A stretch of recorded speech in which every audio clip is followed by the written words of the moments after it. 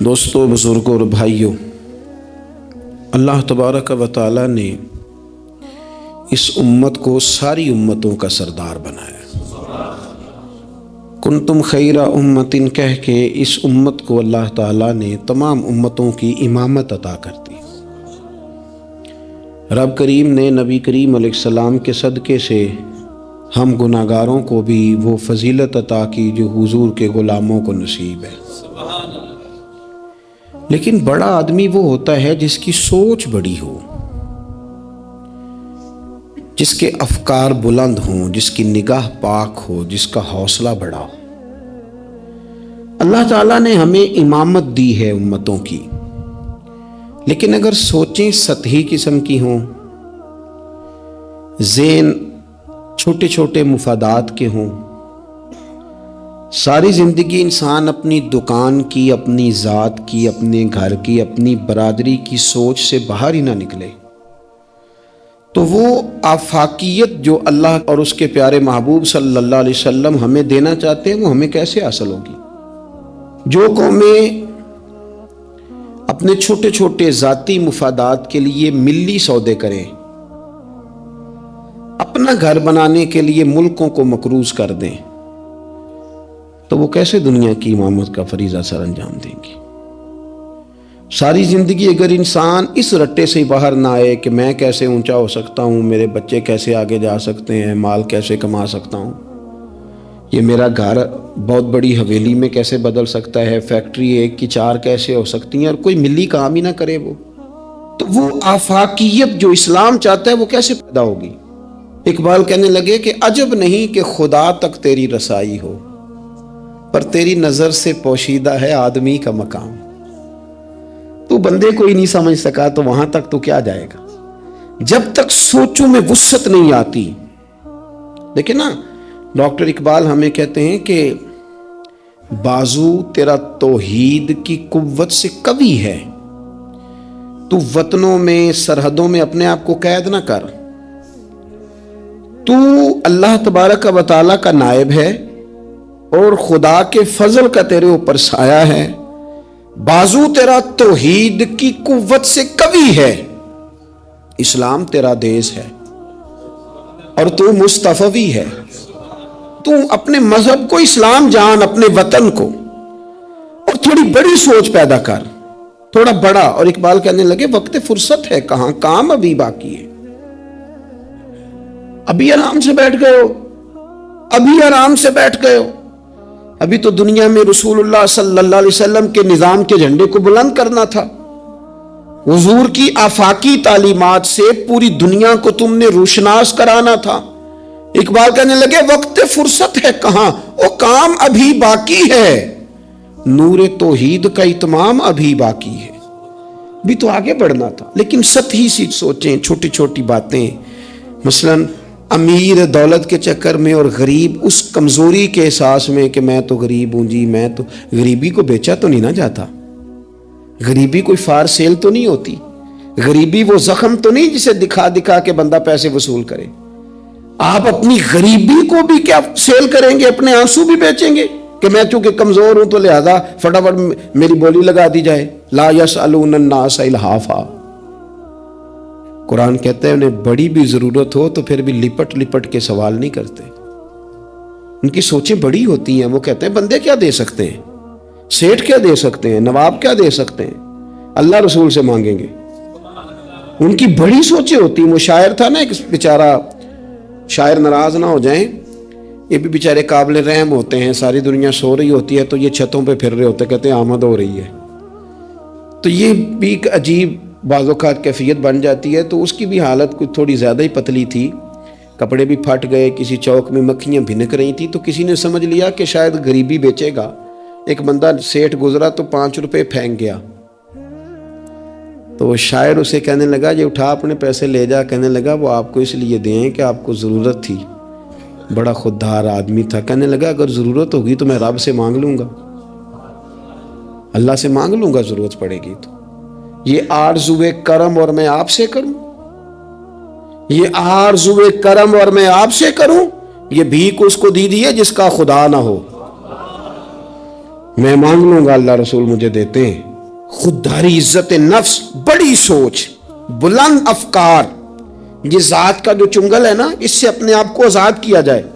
میری بات بن جائے، مجھے کو چودھری مان جائے، مجھے کو بڑا مان جائے، کسی کو پتہ چل جائے تعلق ہے، کسی کو پتہ چل جائے فلانے کا نام آتا ہے، کسی کو میں بھئی آپ کمزور ہو جائیں گے، آپ تو بھیک اور خیرات مانگنے لگیں گے عزت کی. آپ کس چکر میں پڑ گئے؟ آپ اپنے ذہن کو بڑا کریں، نگاہ کو بلند کریں، معاملات اس طرح کے کریں. دیکھیں قرآن مجید کیا فرماتا ہے. اللہ کریم نے فرمایا کہ بندوں کی شان یہ ہے کہ وَيُطْعِمُونَ الطَّعَامَ عَلَىٰ حُبِّهِ، وہ لوگوں کو کھانا کھلاتے ہیں پر اللہ کی محبت میں کھلاتے ہیں. کھلاتے لوگوں کو ہیں، پیار پانا چاہتے ہیں رب کا.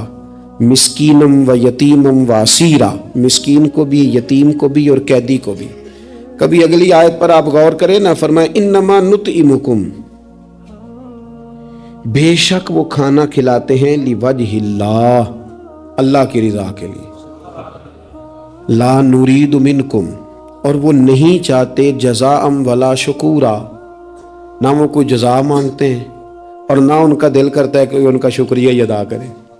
شکریہ کے لفظوں کا تکلف بھی نہیں چاہتے. ولا شکورا، شکریہ کے جملے بھی کوئی بولے انہیں پسند کیوں؟ اس لیے کہ انما نطعمکم لوجہ اللہ، کیونکہ کھلایا جو اللہ کے لیے ہے. پھر کسی کو کہنا میرا احسان مند بن، شکر گزار ہو، یہ بات درست نہیں ہوتی.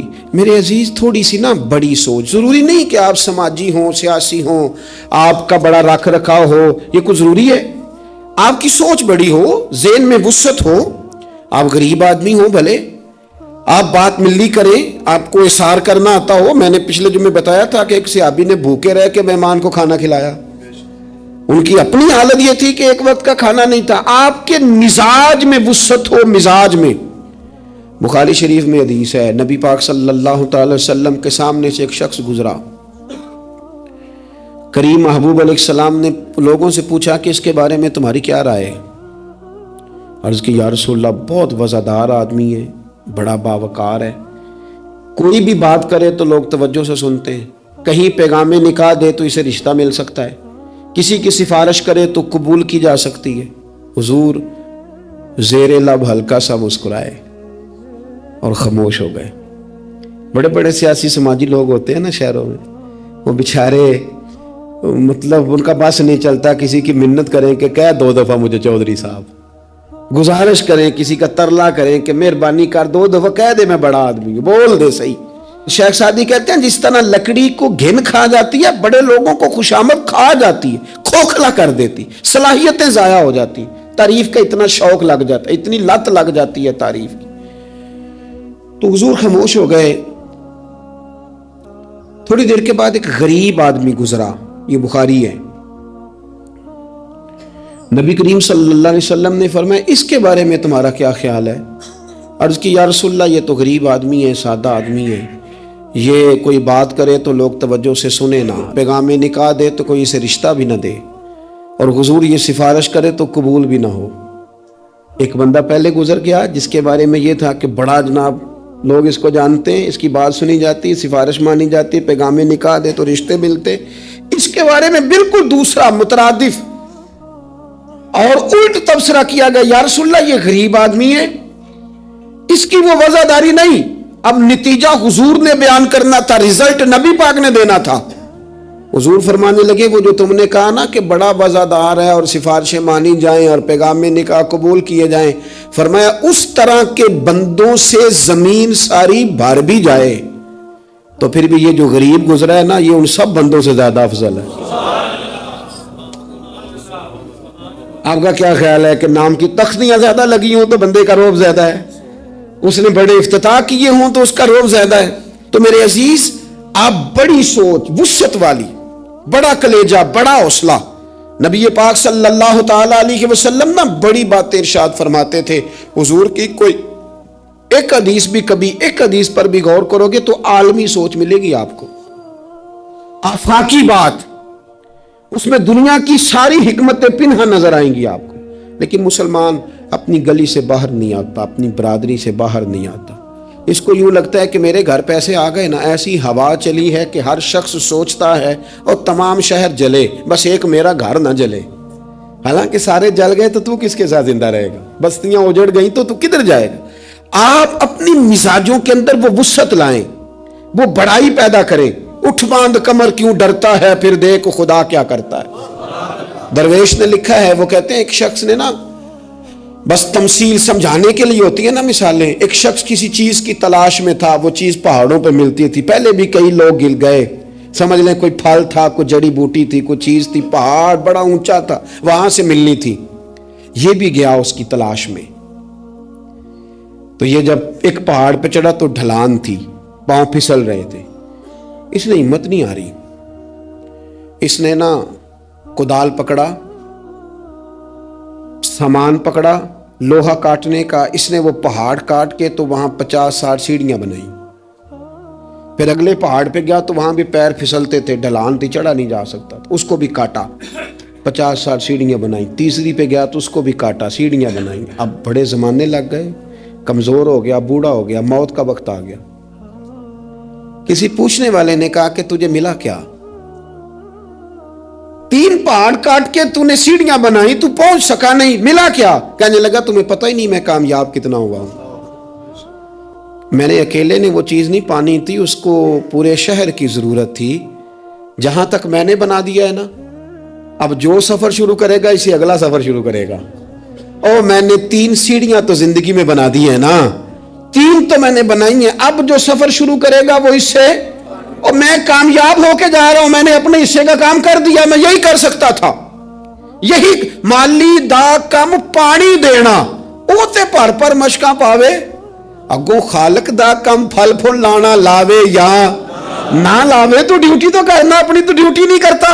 एक बाबा जी बूढ़े थे, हाथ कांप रहे थे हाथ, तो दरख्त लगा रहे थे। एक सियाना बंदा गुजरा, उसने कहा बाबा जी ना आपने फल खाना है, इतनी मेहनत की क्या जरूरत है। वो कहने लगा पुत्र हमारे पिछलों ने लगाए थे ना, उनके फल हमने खाए हैं, हम सोचते हैं कि हम खुद गर्ज ना मर जाएं, हम भी कोई फल लगा दें, चलो आने वाली नस्लें ही खा लेंगी। मैं अगली नस्ल का सोच रहा हूं। भाई मिल्ली सोचे, कौमी, आप कुछ तो कर जाएं ऐसा कि फिर आने वालों को सिफर से ना शुरू करना पड़े। कोई तो ऐसी मंजिल हो, कोई तो ऐसा रास्ता हो, कुछ तो आप बना के दे जाएं, कुछ तो आप कर जाए। इमाम बुखारी हमें बुखारी बना के दे गए, उन्होंने कहा लो मैं तुम्हें हुजूर की सैयदी से जमा करके दे रहा हूं, अब तशरीह करते रहना, अब पढ़ते रहना, कयामत तक सुनाते रहना। लेकिन वो हमारा ये वाला सफर उन्होंने खत्म कर दिया कि हम जाएं, जाके हदीस तलाश करें, ढूंढ के लाएं, उसकी सेहत पर बहस करें। ओ भाई हमारे बुजुर्गों ने जितना काम किया ना, हमारे असफार आसान किए, हमें कुछ मिल्ली करना चाहिए। बातें मैंने कहा समझाने के लिए होती हैं। जब सहाबा मदाइन की जंग में थे ना, तो वहां माल गनीमत इकट्ठा हो रहा था, तो एक सहाबी बहुत सारा माल गनीमत उनके हाथ आया, तो वो सारा लेके आए, पर चेहरे पे कपड़ा था, चेहरे पे कपड़ा था। उन्होंने ला के वो माल गनीमत दिया, वापस जाने लगे तो लोगों ने पूछा यार तुम इतना माल ले आए हो, तुम रख भी सकते थे, हमें क्या पता था तुम्हारे पास है, तो नाम ही बता दो। तो कहने लगे नाम बताऊंगा तो क्या करोगे, तारीफ ही करोगे ना। मैं वो तारीफ कराना चाहता हूँ जो मेरे रब करीम की बारगाह से इनाम मिले और फरिश्तों की जुबानों पे आए। तुम तो 1-2-4 मिनट के लिए करोगे, बात खत्म हो जाएगी। और फिर कहने लगे अगर तुमने जरूर ही करनी है ना तो मेरा नाम छोड़ो, मेरे रब की तारीफ करो जो तारीफ के काबिल है। अल्हम्दुलिल्लाह रब्बिल आलमीन, उसकी करो तारीफ। तुम्हें मैं क्यों नाम बताऊं। कहते वो चले गए सहाबी छोड़ के, तो लोगों को इतना तजस्सुस हुआ कि कोई पीछा कर रहा है, कोई उनके दोस्तों से पूछ रहा है, कोई उनके कबीले से पूछ रहा है। जब वो सारे लोग घूम रहे थे ना, अल्लाह अकबर, तो सहाबी से लोगों ने कहा कि आपके पीछे तो लोग लग गए हैं। कहने लगे देख लो फिर, अगर मैंने अपनी तारीफें को रोकी थी तो मेरे रब ने जगह जगह मेरी तारीफें करा दी, जगह जगह। और मेरे दिल में अभी भी नहीं है कि मेरी तारीफ की जाए। तारीफ उस रब की होनी चाहिए जो तारीफ के लायक है। हम ना सतही सोचे पैदा करते हैं, सतही। साहब ने एक जगह पे लिखा है, उसने कहा ये जहां आज मंगला डैम है ना, यहाँ पहले मीरपुर शहर होता था। असल एक जंग में जब ये तबाह हुआ ना, तो बड़ा दर्द था शहर के पुराने लोगों में कि हमारा शहर फिर से आबाद हो जाए। कहते हैं मेरी ड्यूटी थी, एक अफसर मेरे साथ और था, जीप में जा रहे थे, एक बूढ़ा आदमी उसकी बीवी साथ, गधे पे 2 बोरियां रख के गुजर रहा है। हमारा गाड़ी करीब से गुजरने लगी तो हाथ दे के कहने लगा, पुत्र बैतुल माल किधर है जहां माल जमा कराते हैं? हुकूमत की वजारत खजाना का दफ्तर कहां है? कहते मैंने बूढ़े को देखा और उसकी बीवी को देखा, दोनों, एक ने इस तरफ से बोरी पकड़ी है, एक ने इस तरफ से, गधा चल रहा है। मैंने उनसे कहा, बाबा किधर जा रहे हो और ये क्या है? कहने लगे, पुत्र हमारा शहर तबाह हो गया है। तो मैंने और मेरी बीवी ने कई महीने लगा के मलबा साफ करके चांदी और सोना जमा किया है। ये 2 बोरियों में भरा है पुत्र, सही नज़र भी नहीं आता। ये पहुंचाना है ज़रा बैतुल माल में ताकि हमारा शहर फिर से बन जाए, हुकूमत के ख़जाने में पैसे आएँ, ये बस्तियाँ फिर से आबाद हो जाएं। हमारे बुज़ुर्गों की, हमारे बड़ों की यहाँ कब्रें हैं, ये शहर बसता रहे, हंसता रहे, लोग यहाँ आते रहे, कोई हमारी कब्रों पे। कहते मैंने बाबे के हाथ देखे तो छाले से भरे हुए, उसके कपड़े देखे तो फटे हुए, बोरी सोने की भरी हुई। कहते मैं रो पड़ा। मैंने कहा तेरे कुर्बान जाऊं, तूने इतनी मेहनत की है घर बनाने के लिए नहीं, शहर बसाने के लिए। ओ भाई, कोई शहर बसाने को भी तो मेहनत करे ना, कोई मुल्क बनाने को भी तो मेहनत करे ना, कोई दीन के आफाकी पैगाम और आफाकी कदरों की बहाली के लिए भी कोशिश करे ना। सतही सोचे तमाम शहर जले, बस एक मेरा घर ना जले। कोई ऐसा काम, कोई ऐसा मामला, कोई ऐसी चीज जो आफाकी हो, जो बड़ी हो, आपकी सोचें अगर थोड़ी सी भी वुसअत पैदा कर दे तो अल्लाह ताला उसमें आपके लिए बरकत पैदा कर देता है। आप थोड़ा सा ज़ौक़ पैदा करें, थोड़ा सा। मेरे अस्सा फरमाया करते थे, मदरसों के बच्चों से प्यार करते रहना, खुदा अपने बच्चों पे वैसे ही रहमत करता रहेगा। किसी गरीब की अश्कशोई करते रहना, घर का चिराग खुद ब खुद ही जलता रहेगा। सोचें छोटी हैं, सतही हैं, हमारा मुफाद छोटा है, हम उसके अंदर वुसअत लाने को तैयार नहीं होते, छोटा लालच बर्पा करते हैं, हुजूर बड़ी सोच देते। सुराका बिन मालिक कहते हैं कि अबू जाल ने कहा कि 100 सुर्ख ऊंट मिलेंगे जो हुजूर को माज़अल्लाह गिरफ्तार करेगा। मैं 100 सुर्ख ऊंटों के लालच में गया और मैं हुजूर तक पहुंच गया। वो तो हुजूर ने हुक्म दिया तो जमीन ने मेरे घोड़े के पैर पकड़ लिए, अंदर धंसते चले जा रहे थे। कहते मैंने कहा कि हुजूर मैं 100 सुर्ख ऊंट के लालच में आया हूं। उस जमाने में सबसे बड़ी सल्तनत कैसर रूम की थी और उसकी जो शय सबसे ज्यादा मशहूर थी वो सोने के कंगन थे। जाहिरी तौर पर बड़ा बादशाह और बड़ी चीज हाथों में। आप खास गौर करें मैं क्या कहने लगा हूं। ओ संगियो, वो कहते हैं मैं आया था 100 सुर्ख ऊंट के लिए। तो हुजूर मुझे फरमाने लगे तू 100 सुर्ख ऊंट के पीछे में है और मैं तेरे हाथों में किसरा के कंगन देख रहा हूं। ओ भाई इससे बाहर निकल, अब तू 100 सुर्ख ऊंटों से, ये भी कोई बात है? इतना छोटा मुफाद रखने का क्या मतलब हो? आप अपनी जिंदगी में बड़ी और आफाकी सोच पैदा करें। इमाम गजाली कहते हैं तू बांटने का ज़हन तो बना, खुदा तुझे बांटने की तौफीक भी अता कर देगा। ज़ौक़ तो पैदा कर, लेकिन नहीं, छोटी छोटी बातें, थकी थकी बातें, कच्ची कच्ची बातें, कमज़ोर कमज़ोर सहमे सहमे से लोग। ओ हालात के सहमे हुए लोगों को बता दो, हालात बदल जाते हैं, कोई एक जैसे नहीं रहते। हर वक्त कमज़ोर बात करनी और हर वक्त जनाब अंदाज। हज़रत सैयदना इमाम ज़ैनुल आबिदीन, बड़ा बांटा उन्होंने, सोच बहुत बड़ी थी। यानी अफाकी मिजाज के लोग, ऊंचे कद का मिजाज, ऊंचे रवैये। एक बंदा आपके पास आया तो उसने आके कहा हुजूर मैं भूखा हूं, मुझे खाना चाहिए। तो इमाम साहब ना ऊंची ऊंची आवाज में रोने लग गए, रो पड़े, दर्द के साथ रोए।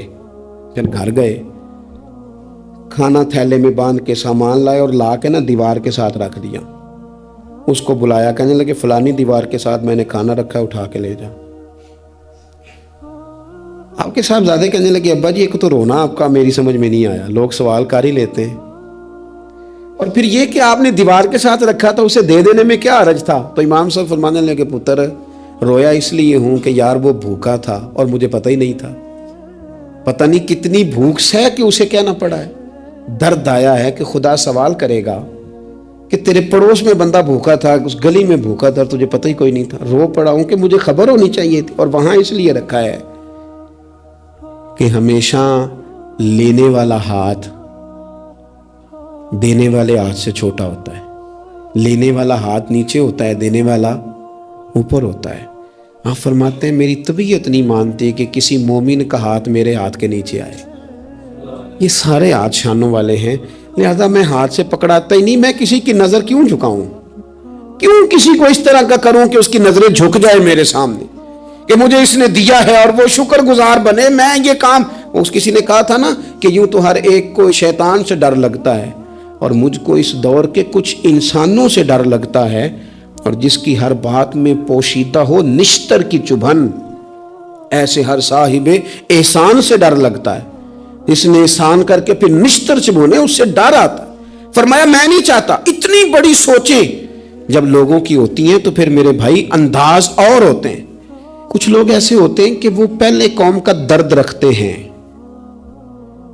لیکن پھر جب انہیں دولت مل جاتی ہے، کوئی عہدہ مل جاتا ہے، پھر اس طرح کے نہیں رہتے. بعض لوگ پہلے نیک ہوتے ہیں، بڑے پرہیزگار ہوتے ہیں، غریبوں کا درد رکھتے ہیں، ان کی سوچیں سلجھ، پھر ان کو عہدہ مل جاتا ہے، پھر آہستہ آہستہ وہ کہنے لگ جاتے ہیں سارا ٹھیک ہے جی، کدھر ہے مہنگائی؟ کچھ بھی نہیں. جب تک کرائے کی گاڑی میں سفر کرتا ہے تب تک تو وہ کہہ رہا ہوتا ہے کہ کتنا کرایہ بڑھا دیا آپ نے، 5 روپے اضافہ کر دیا. اور جب وہ اپنی گاڑی میں بیٹھے، پھر وہ جو بس کے پیچھے ہوتے ہیں وہ بیوقوف نظر آتے ہیں. کیا ہوں، اب تو اس کے پاس پجارو ہے، اس کو کیسے وہ لوگ اب بھلے نظر آئیں گے. لیکن وہ بھائی ابھی بھی ہیں کچھ گھر جہاں رات کو یہ ڈسکس ہوتی ہے کہ شادی آ گئی ہے ملتان، تو کرایہ کہاں سے پورا کرنا ہے؟ کرایہ تھوڑا ہے، لہذا بچے رہنے دو، خود چلے جاتے ہیں، وہاں کچھ دینا دلانا بھی پڑے گا. ابھی بھی ہیں لوگ جو بیچارے ادھار پکڑ کے بیاہ پہ کرایہ لگاتے ہیں، لیکن جب سوچ کسی کی وہ رہتی نہیں. عبد الملک بن مروان بڑا نیک کہلاتا تھا، فقہا میں شمار ہوتا تھا. اتنی مسجد میں بیٹھ کے عبادت کرتا تھا کہ اس کو حمامت المسجد، مسجد کا کبوتر کہنے لگ گئے لوگ. لیکن پھر اس کے خلیفہ بننے کا اعلان ہوا. جس دن اعلان ہوا اس دن بھی مسجد میں بیٹھا تھا. پھر اس نے قرآن مجید رکھ کے نا الماری میں، تو کہنے لگتا ہے اب میری اور قرآن کی جدائی ہونے لگی. پھر وہ یہی شخص تھا جس نے حجاج بن یوسف جیسا ظالم آدمی گورنر بنایا. یہ وہی تھا جس کے دور حکومت میں حضرت عبداللہ بن زبیر جیسے لوگ شہید کیے گئے. بس وہ کیفیت ہی نہیں رہی. منصب مل گیا، عہدہ مل گیا تو ختم ہو گئی بات. لیکن کچھ لوگ حضرت عمر بن عبدالعزیز کی طرح کے بھی آئے، اتنا قیمتی لباس پہنتے تھے کہ دنیا عش کر اٹھتی تھی. لیکن وہی عمر بن عبدالعزیز تھے کہ جب خلیفہ بنے تو پھر انہوں نے کہا اس طرح کا پہنوں گا جس طرح کا میری رعایا کا غریب آدمی پہنتا ہے. بیوی سے کہنے لگے مجھے رکھنا ہے کہ مال دولت رکھنا ہے؟ اس نے کہا آپ کو رکھنا ہے. وہ ایک خلیفہ کی بیوی، ایک بادشاہ کی بہن، ایک بادشاہ کی بیٹی تھی، پر سارے زیور خیرات کر دیے، غریبی کی زندگی گزاری. کچھ لوگ نہیں بدلتے، کچھ عہدہ آ گیا، مال آ گیا، روح بھی بدل گیا. کہانیاں ہی اور ہو گئیں. یعنی گاؤں سے آ کر پڑھنے والے بھول ہی گئے کہ کس کی ماں نے کتنا زیور بیچا تھا.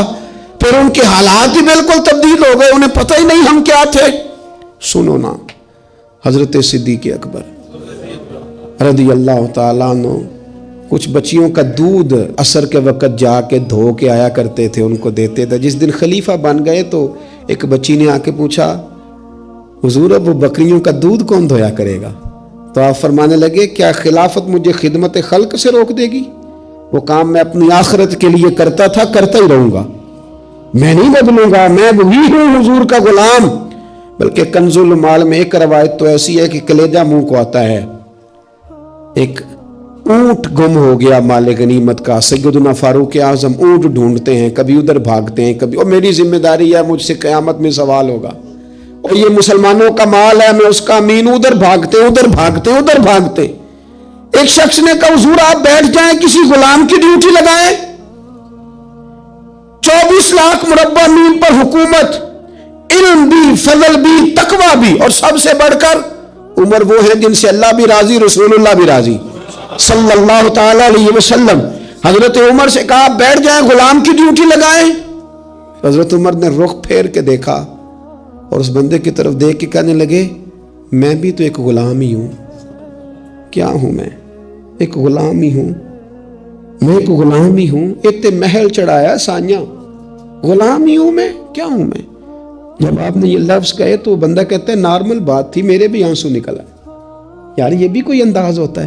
لیکن بھول گئے لوگ، اپنوں کو بھول گئے، اپنوں کو بھول گئے، اپنے قریبیوں کو بھول گئے. دولت آئی تو پھر وہ محلہ پسند نہ آیا، پھر گھر سوسائٹی میں بن گیا، پھر یار بدل گئے، پھر رشتہ داریاں بدل گئیں، پھر حالات اور ہو گئے. اپنی سوچیں بڑی کریں، ذہن بڑا کریں، اپنے اندر تغیر نہ لائیں. آپ آفاقی بن جائیں، ذہن بڑا ہو تو خدا عطا بھی بڑا ہی کرتا ہے. اللہ سمجھنے کی توفیق عطا فرمائے. آخر دعوت.